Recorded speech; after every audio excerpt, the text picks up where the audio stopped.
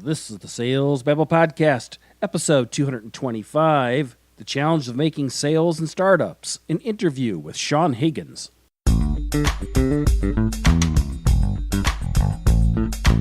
Welcome to Sales Babble, the podcast that shares selling secrets for non-sellers. And now your host, Pat Helmers.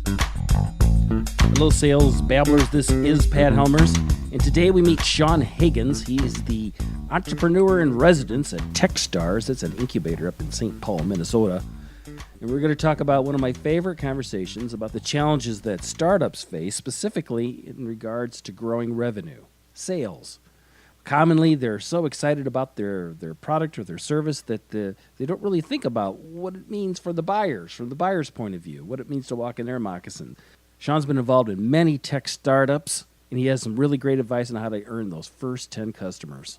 So with no further ado, let's get to it. Welcome, Sean. Are you ready to babble? Absolutely. Sean, you are the entrepreneur in residence at Techstars. That's what it says here on LinkedIn. That is true, yeah. So you're probably wondering, Pat, what is an entrepreneur in residence? What would you say I do here, right? Yeah, I'm not certain, so Absolutely, yeah. What do you do, Sean? Right on. So the entrepreneur in residence at Techstars, it's a role. So Techstars, first and foremost, we're a top accelerator program globally. We've got over 20 locations across the world. And what we do is we work with, up and coming companies to help them develop their business, whether it's purely, figuring out their business model, helping them go to market, helping them refine their story so they can go out and get funding. We really do it all top to bottom. And so my program is the Techstars retail program based up in Minneapolis, Minnesota.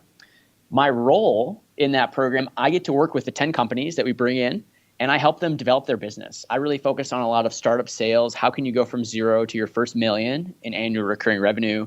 And I work with these companies on different tactics, different strategies that they can employ to start growing their businesses and get things going. This may sound like a strange thing, but I was talking to a lady last week. I was on a bicycle ride, and she was saying that when she's swiping through Tinder, the dating app. Oh, yeah. She says when she sees the word entrepreneur, she goes, loser, loser, loser. Well, a lot of times what people they'll do is they'll think like, oh, this person's unemployed. They don't have a job. This is just a nice way of saying unemployed. That's right. They're not saying like, she says like she owns her own business. She says she puts down their founder. She puts down their president. Yeah, she puts down that's something true. like that, right? I go with founder as well. Yeah. So let's really talk. What is an entrepreneur that's not a loser? Yeah, so I think you've got a few different folks, but for me, entrepreneur and founder, they're about the same, right? So a founder, that's someone who's taking an idea and they're executing on it. Ideas are really cheap. At the end of the day, people can come up with great ideas, they can come up with inventions, but unless it's something that, they're really solving a problem, they're really connecting with a customer or a prospect, those ideas often, don't go anywhere. I'm sure we've all had that one family member, at least for me at like Thanksgiving, one of my cousins would pitch me ideas, and then, next year it'd be different ideas. Nothing would have happened with that idea from last year. And I think a founder is someone who's really going to take those ideas, execute on them, and really start to create some semblance of a business. It may not feel that way at first, but after a while, you start to build, a team, you start to build product, you start to build traction. And it's really having that commitment to stick with something, to believe that you can actually make it, right, no matter how hard it gets, but at the same time to address the hardest questions in the room to try to move your business forward. What mistakes do you see entrepreneurs make? Because what do they say? Like only 1 out of 10 companies stick? Oh, man, yeah. So early stage companies, I think the number one thing that I see when I work with new companies, it's focus, right? People want to be all things to all people, and it just doesn't work, right? I mean, we all know that at some deep level, but I think that the answer of, you need to focus on finding this right niche, this right customer group, it's not as attractive. People want to have this like hyper viral growth. It's what we've been conditioned to want and to shoot for. And there's nothing wrong with that, but most businesses just don't work that way, right? You've got to, start small and find a group of customers that literally cannot live without your product and then figure out what makes them tick and where to find more of them, I think most people just lose focus. That's probably the number one that I see where folks just tend to mess up. I was listening to the Startup podcast the other day. I don't know if you listen to it from Gimlet Media. Yeah, I've heard a few episodes, yeah. You know, there's people who totally disagree with you. They believe that you need to think big, you need to act big, you need to be big. Otherwise, you're going to get lost. Yeah, I mean, I'll tell you this. So in terms of thinking big and being big, like there's nothing wrong with having a vision. You need to have a clear, path for what makes your company unique and what'll make your company different. In the early days, you really need to focus on what makes your company better right now. Like think back to Netflix. Netflix had this great vision for having content, right? They saw, okay, eventually we're going to be able to put things online. We're going to be this library of content. This is going to be really valuable. But when Netflix launched, they're selling DVDs, right? They're renting DVDs. That's their business. And I challenge all founders, even if you have that, that grandiose vision, that where you want to be, that long-term play, how are you going to make money this year so you can raise capital, so you can keep the lights on, so you can hire the right team? Because without that, a lot of this stuff just doesn't quite work. That's where sales comes in. You know it, man. And I think that's like forgotten sometimes. How is it? This is something I don't really get. How is it that companies can raise millions of dollars sometimes with no revenue? Oh, don't even get me started. So, I mean, obviously the electric scooter craze is upon us in investment land, and everyone and their brother is launching a rentable scooter company in a metro area to try to get a crazy valuation for their company. What I'll say is this. I'll say that there are, in my opinion, two types of companies that really get funded. One type is a traction-based business. It's a company that's got a good idea. It's got early product market fit. They're doing revenue. They're right on track for where they should be given their stage. So maybe if they're a seed company, they're doing like $10K a month in monthly recurring. And they're just kind of right where they should be. And then the other one is a company that has a really great team. They've done it before, previous founders, heavy technical knowledge, and they're probably pre-revenue and maybe even pre-product. And both types of those companies will actually, usually be able to raise money. A lot of times with early stage financing, you're betting on the people at the end of the day. And so if you've got really good people you've worked with in the past, they're going to get a premium. You're going to want to work with them again. I think at the end of the day, though, you're going to be better off from a company perspective if you can get to market, if you can validate those customers. Because even if you're not a business that jumps out at people right away, certainly the business I founded didn't jump out at people right away. But when we landed our first, $20K in monthly recurring, you've got a little army of customers that are willing to go to bat for you and say, hey, investor, actually, here's why this is really important. Here's why we can't live without it. It's got to speak volumes. Exactly. And getting that early traction, getting that revenue, it raises your company's ability to do just about anything. Yeah, right. So let's talk about some of these early sales then. So selling in a startup is unique in that a lot of this, I hold this idea of, working from clients, and having great references and great referrals and having a story. You don't have any of that. No, not at all. I think about it in two chunks. I think about 0 to 10. So your first 10 customers, and then I think about 10 to 100. The first time you're really 10xing your business. 0 to 10, it's where you find out how bad you really want to make a business. It's hustle. It's going through your network. It's making connections. It's doing, some outbound emailing, some outbound dialing, trying to figure things out. But really, you are in discovery mode. You are like a detective. You're Sherlock Holmes, and you don't really know what's going on. You don't know who done it. But after enough customer or prospect calls, eventually you start to get ideas and theories around the value prop. So those first 10 customers, I think it's just a journey to really understand the pitch. How are you able to help them? What are their biggest pain points? What do they need right now? And then seeing how to interface with that, right? So I'm a big 3 questions guy, Pat. Why anything? Why us? Why now? You use that framework at all? I'm always about 3 questions. Those aren't my questions. I don't. Let's walk through them slow. What's the first one? It was why anything. Why anything? Yeah. So why anything is really why your category matters. And this is an important one in startup sales because if you're selling a new category, say you're the first CRM, no one's going to know what the heck a CRM is, right? I mean, you're going to say, I've got this great product. It's a CRM, and they'll say, I've got a spreadsheet. Why do I care? And so really why anything explains why your category matters. It's important if you're going into a brand new market or trying to create a market. The next question down is why us? And this is one I think every founder has just a great answer to, right? It's why they started the company, because the existing solutions were not cutting it. And so it can be features, things you do that the other guys won't do. It could be pricing. Maybe you're a cheaper, provider. Maybe you've got better customer service. And then the last one is why now? Why now is actually the one that most early stage companies really struggle with.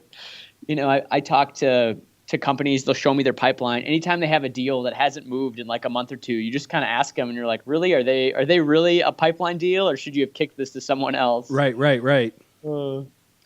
So those are the three questions. And really early days, you're just trying to understand, why does this project go forward and this one die or go forward in a year? And ultimately the prospects, the customers, your network will help you get those answers.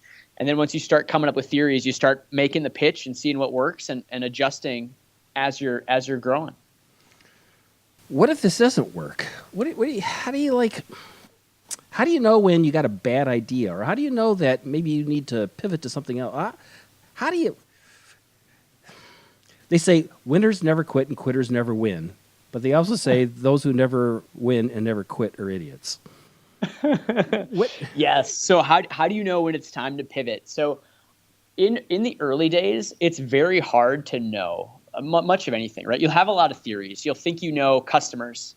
Ultimately, what I recommend doing to verify your assumptions is to have as many conversations with those types of people as possible. Here's what I mean by that. Say I think I'm selling training software, right? I want to talk to 100 leaders in training and just see what their priorities are and see if this is even something they'd be interested in. And if I go through all of my 100 calls or my 100 accounts and I don't get anything, and I've been putting in the work, I'm not just throwing an email over the fence and hoping for the best, but I'm actually, I've got my rigor, I've got my cadence, I'm connecting with these folks on some sort of a periodicity, some sort of period there. And right. If I'm missing that, yep. Then I'm thinking about what are my other theories? Who else could use this product? And what's nice is even as you're talking to those prospects, they're going to refer you to other places. If they say, oh, this isn't my team. This is the knowledge-based team. This is the help center on the support side. They're going to send you to those other areas. And you'll have a chance to make those pitches. And if you get some success in other areas, don't be afraid to create a new list for support or for, whatever it is, and start testing a pitch with them. Ultimately, you'll have a lot of stories where companies start as one thing and they wind up as something completely different. I think of my last business, we actually did a ton of volume in higher education, ed tech, and we started in corporate. We had no intention of going into ed tech, but the customers, we found a couple, they liked the product, and we started getting more of them, and so we started outbounding them. And at that point, when you get 100 customers in a vertical, you're not upset. You got to declare victory at that point. Right. I love that you're not afraid in this part of it to get out and work your network and start having discussions with people, that you're not trying to really pitch them. You're not really trying to sell them, because you're trying to figure out what you got. Exactly. You don't even know what you're selling at this point. They tell you what you're selling. I like that. Can I quote you on that? Absolutely. They tell you what you're selling. This is hard to get across to people. I've worked with a lot of people in startups, Sean, and this isn't what they do. They're all about their thing. These inventors, they're all about their techie thing. And they're mystified that people aren't getting it. Absolutely. I mean, one of the things I think we were talking about earlier, you asked me, aren't all founders salespeople? Founders and sales kind of go hand in hand. And you actually have a lot of founders or people on founding teams that aren't thinking with that sales perspective. They're your technical engineers, your product people, and they're doing really important roles for the business, especially early days, helping you make a product that can actually be good and helping you, have those technical pieces in place so it'll work. But you're right. I mean, at the end of the day, the customer is going to tell you what's right or what's wrong, and it doesn't matter how much sense it makes to you as you're iterating. You've got to go out and have those interactions. Otherwise, you're almost operating in your own little bubble, and you have no idea what's really out there. Yeah, I've experienced that a number of times where the founder just really isn't interested. At the same time, they're wondering, they're looking at your pipeline wondering, well, how come how come people are buying this? How come people are excited about this? This is obviously a great idea. I'm like, well, dude, oh, man. Yeah, don't get me started on early stage companies that show their pipeline. I see it all the time when they're doing like investment decks. They'll show you their early stage pipeline. Oh, we're in talks to so-and-so and so-and-so. And until you've proven that you can win business, nobody really takes you seriously when you're talking about stuff like that, because you have to have proven out that you know at least a little bit of what it takes to get a customer to sign on the dotted line and to go forward with your product. Before that, it's really just guesswork. And every good founder knows that, and that's okay. But you just can't be afraid to put in the time and go through that guesswork to find what's working. Yeah. I like this thing that you're focused on. You're focused on the first 10 customers, right? Is that what Techstars does? So we do all early stage growth. So it can be 0 to 10. It could also be 10 to 100. The plays that you run are very different, obviously. 0 to 10, it's much more about discovery, right? Who is the customer? Who is the market? Once you get those 10 unrelated customers in that vertical, it's all about scaling it to the moon, right? So it's sales automation. There's social selling automation. Anytime someone sneezes in your industry because they're upset with a competitive product, you want to know about it and be there. And there are ways to do that. So we kind of work with folks on all elements. So whether it's inside sales, prospecting, outbounding, your strategies on the phone to your email strategy, your email cadence, right, all the way through to biz dev, getting a big partnership deal that can help scale you to the moon. So if you're going to give founders, if you're going to give the salesperson in these startups, and these might be the same person, if you give them a piece of advice they could take action on right now, what would that be? So it would be, if you have 10 customers, book a call with all of them this week and ask them about other projects they're working on, ask them about what issues they're facing. Obviously, you want to make sure they're happy with your software, but learn more about your customers if you have them. If you don't have customers, I would say try to connect with as many prospects as you can. Understand their motivation. Understand why projects are going forward, why they're getting stuck. Use that framework. Why anything? Why us? Why now? That'll help you understand where your product or service is missing the point, right? If I have a customer that, or a prospect that doesn't want to talk to me and they don't really understand what I do, I'm not explaining my category really well. If I have a prospect that says, Sean, going back to maybe I sell a CRM. Sean, I've got Salesforce. I don't need any other CRMs. I'm not explaining why us very well. Or lastly, if I've got someone who's interested but then won't get back to me in a timely manner and, is kicking the can down the road, I'm not doing a good job answering why now. So have more conversations and then keep iterating on your pitch, on your 3 questions. That's going to help you get better and better. Yeah. Any tactics on how to connect with these people? Oh, man. I mean, I'm a big sales automation guy. So for inbound, I use a lot of different tools.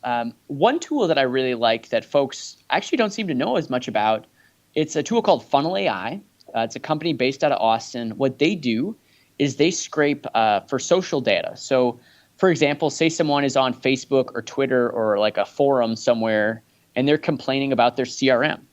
What Funnel AI does is it's going to notify me that that's happening, and it's going to send me that person's lead and contact info so I can message them at this point where they're, and sometimes in crisis, just having trouble with a competitive product or asking for recommendations on what people look at. Now, on that line of social selling, I think sometimes folks can be a little over promotional. If you're taking to Twitter to respond to this, every time someone's just plugging their own product, I kind of roll my eyes a little bit. Yeah. But if you're really an expert in the space, and you will be from all the conversations you're having, feel free to just mention what other companies are thinking about when they're going through this process. It's fine to plug yourself, but you don't want to be that guy who they see on LinkedIn just promoting their solution every single time. Think of that rule of just trying to add, 5 pieces of value for every one time you're making an ask, at least going through social. Other channels, I would try to get much more direct and to the point. But I like it. Good advice. Good advice. Sean, how can people find you online? Yeah, so I am on Twitter. Twitter's probably where I'm most active. I'm at Higg, Higg 1921.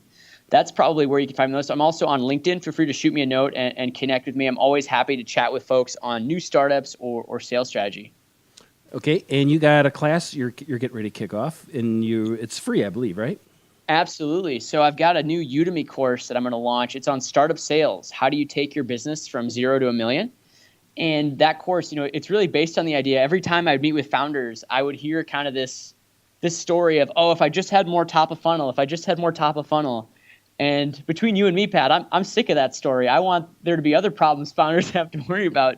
And so I'm kind of going through the playbook here to help founders grow their businesses. Excellent. Excellent. Sean, this has been a ton of fun. Thank you for visiting us here in Sales Babble. Absolutely, Pat. Thanks so much for having me, man.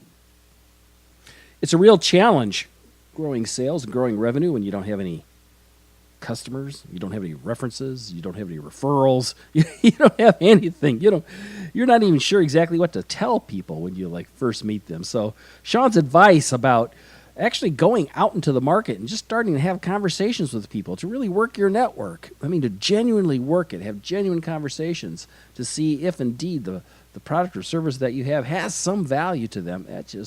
That's really great stuff. This is the hardest part to get going. But you can do it. And it's just about asking terrific questions and listening. To connect with Sean, you can find him in the show notes at www.salesbabble.com/225.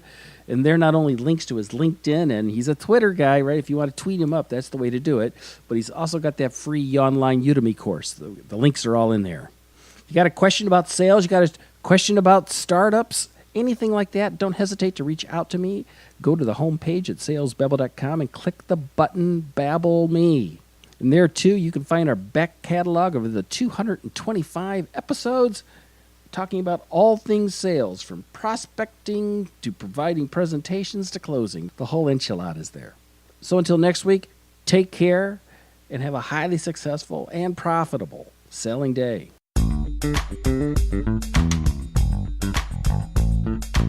Thank you for listening to the Sales Babble podcast. Find us at www.salesbabble.com.